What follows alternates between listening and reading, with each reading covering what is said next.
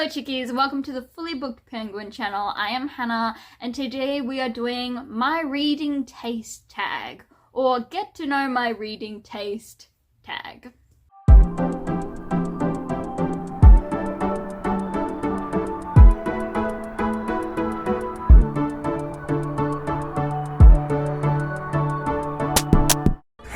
So I actually saw this in Sweet Tea Reads, or Teresa, over on that channel, and I saw her doing this tag and I thought, hey, it might be interesting to do this tag myself. It's been a while since I did like a tag showing my thoughts and tastes, so I thought we'd do this tag and join in the community. Now this tag was created by Sam on Thoughts on Tomes and Mari from My Name is Marinas.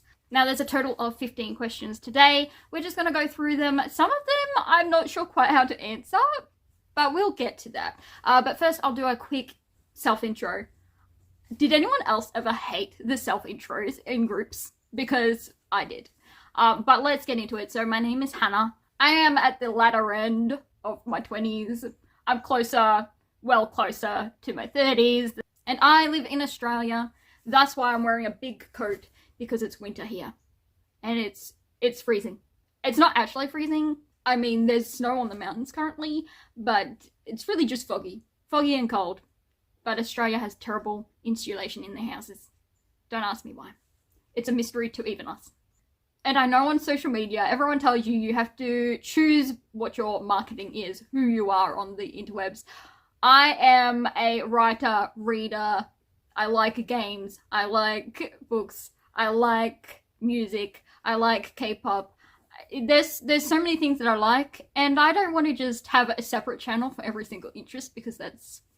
And believe it or not, humans are actually complex beings who actually enjoy a large majority of things. So on this channel you will find a mix. Is that the greatest self-marketing strategy ever? No. But if there happens to be people out there with a similar taste as me, I will be perfect for them, because I cover all those bases. So let's get into this book tag. So the first question is, how do you rate books? I just utilized the 5-star method, and I go into half stars. I don't use quarter stars, just half stars. And most of the time the half stars is because I don't feel it's 1 star, but I also don't feel like it's the other. So I just whack a half a star in there. With DNFs, I don't give a star rating. I just give my explanation as to why I DNF'd it and move on. 1 stars is I finished the book, but generally I hated it and there's many things wrong with it. The content itself is bad. 2 stars is I really didn't like it, but there's some redeeming writing factors or whatever. 3 stars is I liked it. It wasn't great. It wasn't horrible. It was just, yeah. But I wouldn't be out there raving about it. 4 stars is I liked it. It had good points, but there was just a couple of things that weren't winning me over. And 5 stars is usually I loved it and I would recommend it. Big factor for me is rereadability. Next up we have, how do you approach reviewing books? What's your review style? Analytical, emotional, casual, or structured? Look, I wish I was a structured editor, so like I could, but I am straight vibes. I am emotional and casual reviewer. I will tell you my feelings about a book, and I will, point out the couple of things I didn't like, or the couple of things I did like. I do tend to, in my written reviews, go for the humorous, and in my spoken reviews, I will pick a couple of things that I either liked or disliked about the book, and I will tell you about them in the review. And if there's any content errors, like bad writing or misspells and that sort of stuff. But most of the time I say it's just whatever's on my mind at the point, and if I find anything funny to share. I think there are a lot of analytical reviewers out there, and I just feel like my thoughts probably no one cares about in that sense, so I like to give humour instead. The next question we have is, what's the book that made you a reader? Okay, so this is a hard one to answer because I've been in a family that, well, we were homeschooled, so from that point we were always reading books, even from young. My parents read books to us. We then went on to read books. We had these things called gumnut books and walnut books, and they pretty much taught you to read. And there's also one series that I liked and got me into reading some stories. I can't think of them right now. I mentioned them in my first ever book tag. But today I thought I'd go something different because I hate repeating myself. So first up, I have The Tanglewood Secret by Patricia St. John. And this was really a book that helped my faith journey. I sort of decided to give my life to the Lord through this book. Don't ask me what it's about now. Just don't ask me that because I've forgotten. Maybe it's worth a reread. My memory's not excellent, so I tend to forget things. That's why I can reread things. Because I'm like, I don't recall this. Sometimes I do remember though. Once I start reading, I remember, but I also was big into Enid Blyton books. So like Mr. Galliano's Circus and The Five Find Outers and The Secret Seven. Really, I was into mystery books as a kid. Mystery books was what I loved to read, like children's mystery. And then what got me into reading later was, to be honest, I went to a course to do a writing and editing course, and that pretty much ruined reading for me for a good couple of years there. I did not pick up a single book in that time because it ruined the experience, but I did get back into it, and that was with K.M. Shay's The Elves of Lesser series. It's a trilogy. It's a YA fantasy romance series, and it was enough to kick off that back again into reading. I was wanting to get into it, but really that started off my newer reading journey. Question 4 is, do you have a genre niche or a genre you gravitate towards or widely use? So I read a wide range of books. If you watch my channel, you will get things from children's mysteries because I'm rereading a lot of them, to fantasy and like historical fictions, and a little bit of romance, but usually I like the romance to be secondary in plots. And I do dabble in some clean or closed door romances as well. But I'm also a huge mood reader, so I can love, say, fantasy for a couple of months. I can say fantasy is where I'm at, I love fantasy, I will choose every book that is fantasy, and then all of a sudden I couldn't be bothered with fantasy. Nothing in my brain says, oh, that's a good pick. And I'll go, say, recently, big into historical fiction / romance. And then other times I feel more like a mystery. But I am always open to manhwas. Okay, so in manhwas, they are a Korean comic book, a Korean visual novel, and they are impeccable. So Korean web novels and Korean manhwas are getting a lot of printing nowadays, a lot of translating happening. So we're getting fed all these manhwas and also novels from Korea. And I enjoy them incredibly. Some of them are very cliche. Some of them repeat the same themes. But I do like to handpick, and I do like to cater to my taste, which is fantasy, with a lot of found family. If I could say a subgenre that I gravitate and really do love, it would be found family. I want family vibes. I want to be adopted. And that feeling of unconditional love. If it says found family, you've won me. Although I don't love picking books off subgenres or tropes. I guess it's a trope. Anyway, whatever it is, impeccable. Which brings us to, do you generally prefer plot or character-driven series? Character. As long as my character is lovable, I'm just going along with them in their little adventures.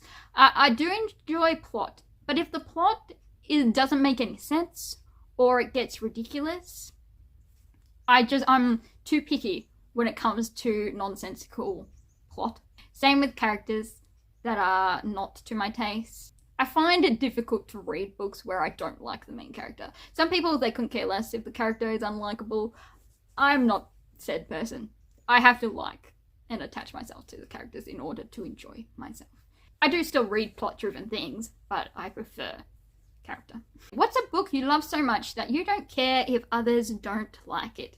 So I took this prompt to mean that if you were watching someone and they said, I don't really like this book, it's not an off-putting thing for me because I love the book and I don't mind if other people are like, and didn't especially like it. I'm not big on people that hate books, like, oh, if you like this book, you are trash and you have horrible taste. People read what they like, read and like what they like. If we were all liking the same thing, it would make a pretty boring world, unless they like things that are incorrect and morally wrong, in which case, fair enough. So, In that way, I have chosen today a Korean novel that started off a web novel, is now being translated and printed, and that is Loud of Count's Family by Yu Rohan. This is the first volume, as you can see. So this follows Kale, and Kale is not your typical main character. He's got some weird ways of going about life because he is trying to just survive and make himself rich so that he doesn't have to participate in everyone's lives because there's a war coming. And he goes into a novel that he was reading as this lout, as this person who ends up getting bashed up by the main character of the book. And he's like, I hate pain. I just want to be rich. I just want to live life on the cool side. But at the same time, he looks after anyone who helps him. He's like, okay, they are under my charge. I guess I should look after them, but only if it sort of helps me in the end as well. But in saying that, all his actions are selfless, but in his mind, it's selfish. So he's an interesting character, and I can understand why people might not gravitate towards this series. It's also very long. It's not like you read this book and it's all wrapped up. It's like a long web series. I love Kale and his little dragon friend, and it's fantasy with a little bit of mystery and intrigue, and it's just funny. So even if other people are like, not my vibe, I still love it. I love it enough for everyone. Although I do, want others to like it too, so I can chat about it. So that is Loud of Count's Family. Okay, next up we have, what's a book you love so much that if someone doesn't like it, you know your reading tastes don't align? When I watch booktube videos, I don't necessarily care that our tastes don't align. Usually it's just genres. Like, I don't gravitate towards people that read smart books or, which is obviously sexual content books, or, tons of dark romance or that sort of thing. I won't tend to go towards their channels, so that's more a genre thing. I don't mind what people like or read themselves because they're not forcing me to read it. If they said you have to read this, sit down and read this, then obviously I'd be like, well, that's a personality thing that I don't really vibe with.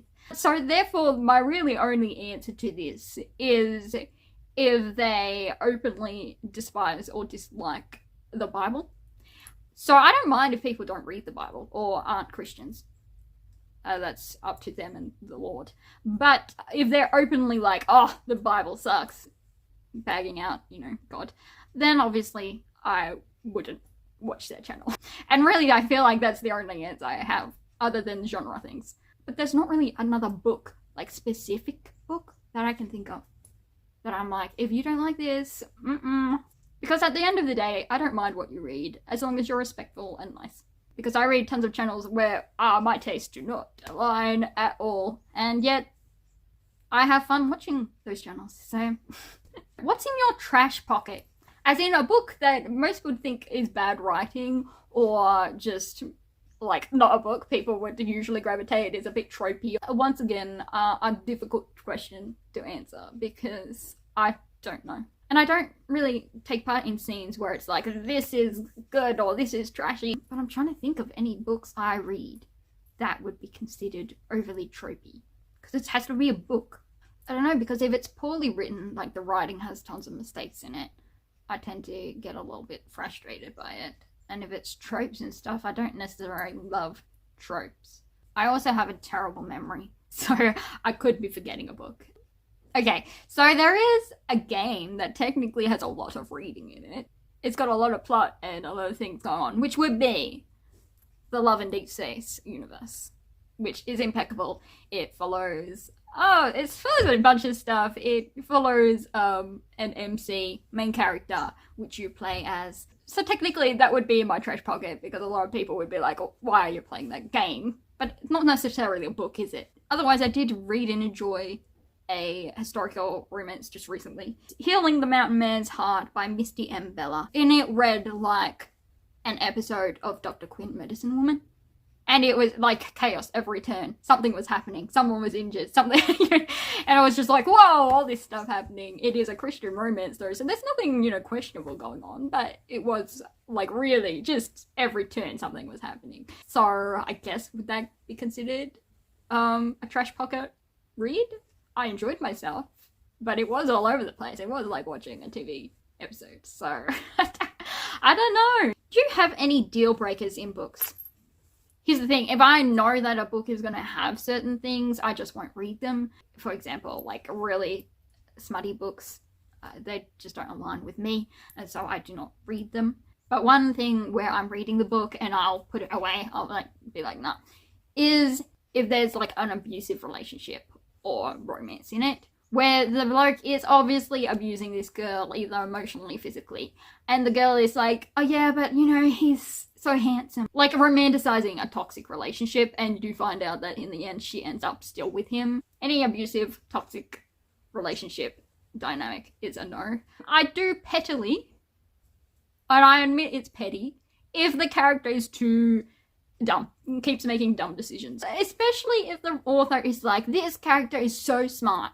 They are so, and the character spends half their book saying how smart and or strong they are, and there's no proof to back it up, and they keep making dumb decisions or being, you know, defeated or things like that all the time, then obviously you're saying one thing, proving another thing, and I hate prideful characters that don't know that they're actually trash. I can't be bothered wasting time on a prideful character that doesn't know that they need change and keeps making the same mistakes over and over and over and over and over again. What's a strong opinion you have about a book released within the last year? I don't really read recent releases. Really, the only recent release that I can remember really is, technically most manhwas are being released this year in physical form, but they have been out for a while. So I feel like I can't actually say manhwas because they've been around a while and they're just getting printed and translated.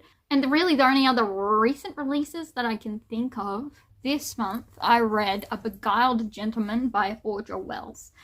And I had a fun time. It is a historical romance. And I mean, there's a few things that you are like a little cringe or secondhand embarrassment, but it's not to the point where you're like, oh gosh. You're just like, oh, that is, poor thing. You poor thing. It's a book. You have to have some conflict there. And some strange situations that if they just spoke or just, you know, explain things to people around them, the issues would be resolved. Really, that was the only recent release I've sort of read that I can think of. And it was enjoyable. I had a goofy fun time, and I admit to that. It was fun. What do you look for in writing?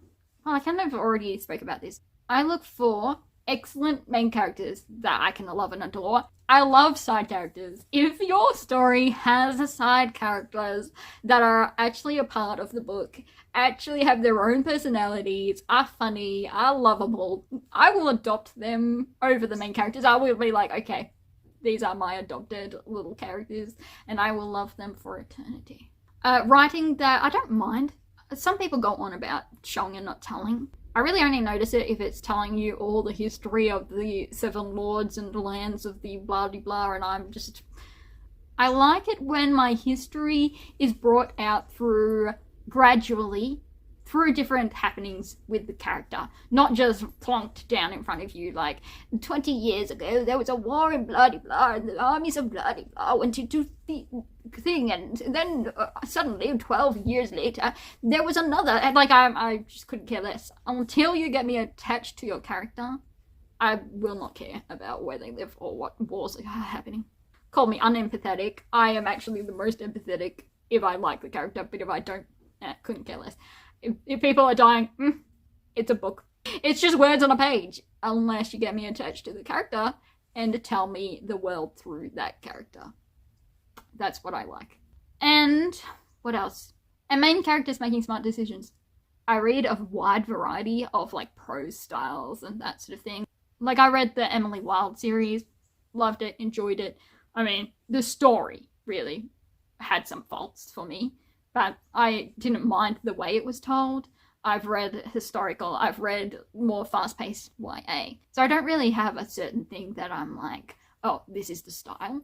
But as long as the pacing is good, there's not major spelling and grammar mistakes, and the characters are likable, I don't tend to mind about anything else. Question 12. How do you decide what to read next? I do TBR videos for each month. I have a rather small collection that I then do these videos, monthly videos. Usually a TBR jar, sometimes I mix it up if I have another idea, and I just pick 8 to 10 prompts for that month, and then I choose a book from the prompt. And I find that fun because if I'm given too big a variety, my brain just goes, what? It freezes. It's like, there's too many decisions to make. How dare you? How dare you try to ply me with this? No. Same as in real life. If you come up to me and say, hey, do you want to do this, this, this, or this? I'll be like, I don't know. All of it sounds great. Fine. Don't make me choose, please. Please don't make me choose. So I use a TBR jar to choose my month. And then after that, I choose whichever one I gravitate to. So I have buddy reads, and then I have what I'm reading. And I try not to go over 2. Like 3 is the maximum I'll go to with books I currently have on the go that aren't buddy reads. And other times, sometimes I feel like a certain book and I'll bring it in even though it was on the TBR. But usually I try to get through the monthly TBR. But I do have a terrible habit of putting off the ones I want to read for the ones that I don't necessarily want to read. So I push everything later in the month and then I'm like, oh wait, I need to read this. So I try to get the carrots out of the way before I eat the corn. I love corn, so that's why I'm using that as an example. So I try to eat the carrots first, but because I don't want to eat the carrots, it pushes everything back. And then I'm like, I need to read books. And unfortunately that is a thing I'm trying to work on, because I'm like, just read the other books then. Let's not toxically force ourselves into reading a book we don't feel like. Where do you get inspiration for your booktube content? From my brain. Most of the time I just do the general videos that everyone sees on booktube. So like the TBR, the monthly wrap up, reading vlog, where you just read whatever. I try to be more creative. I've got ideas for being more creative. The thing is, I unfortunately have a chronic illness that does affect my energy and my brain power. And that means when I'm in pain, I do not want to film. And a lot of my videos are very artistic. They require different shots and things like that because I am a creative. I like writing, and therefore I also am intrigued by cinematography and that sort of stuff, but I'm not good at it because I have 0 energy to do so. And really low resources too. I film off my phone. But I have so many ideas up here because I do creatively get inspired from, different media or just ideas that pop into my brain. But it's executing them that is unfortunately something that I struggle to do because sometimes life get you down. But otherwise, sometimes I see a tag or a video made by sort of smaller booktubers and I'm like, that would be a nice idea to try out, like this tag. If you could make any book go viral, what would it be? I'm going to do a cop-out. I am going to say, if I could make any book famous, viral, it would be the book I'm releasing at the end of this year because I'm a writer and I want my book to be loved. Not necessarily, win all the prizes, but I would love to find people that could love my characters as much as I do. That's really the dream. I would love to go to like author conferences and things like that and like booktube places, but the reality is I just want people to fangirl over my own characters. Is that selfish? Absolutely. Do I want it to go viral though? Here's the thing with viral, it's a double-edged sword. You get the good side, but you also get all the bad side. So I think wishing virality on a book is, I don't know, not necessarily great. But if I could, it would be the book I'm releasing at the end of the year. And I know that's a cop-out answer, but I wouldn't change it for the world. Who are some booktubers with reading tastes similar to you? As I say, I read such a wide range from like mystery, historical, fantasy. And a lot of booktubers I have been following, they have more mainstream tastes and I have more indie / I don't know, just different taste. But recently I found Katie at Paperbacks and Ponytails. She has pretty good Christian and historical recommendations. One of my books for this month was actually a recommendation from her, or the author was, and it was actually really fun. It was a bit different, but I realized, yeah, I do like historical fiction through that. And I know she does different fantasies as well, but I haven't read any of them, so I don't know if we align on that. But as I say, I don't really know many booktubers that have my specific taste in stuff because I am so broader range, really. I mean, I would love to find my manhwa, Korean novel, fantasy, historical fiction, girlies. I would love that. A bit of mystery. I would love to find them if I could. I like watching a wide range, but I do find that my taste in particular is a little outside the box. Unless that's not, and I've just been blind. Because that could be it. It could be I'm just blinded to all the multitude where that is their taste, and if so, let me know in the comment section so I can find them and befriend them, hopefully. Or you can befriend me. I'm pretty chill. And that is a wrap on the 15 questions for Get to Know My Taste tag. Hopefully you understood a little bit of what I said. I am a great babbler. I like to babble. I like to just have fun with a bit of humour. So if you do have similar taste to me, or if you don't but we have a crossover somewhere, or if you just like being chill and watching different people's opinions on different things, experience the other side without having to read them yourself, I am here. I tend to respond to all comments. I like to find smaller booktubers that might also respond and have a community. I would love that. But for now, that is me. That's a wrap up. And I shall see you all in the next video. Peace.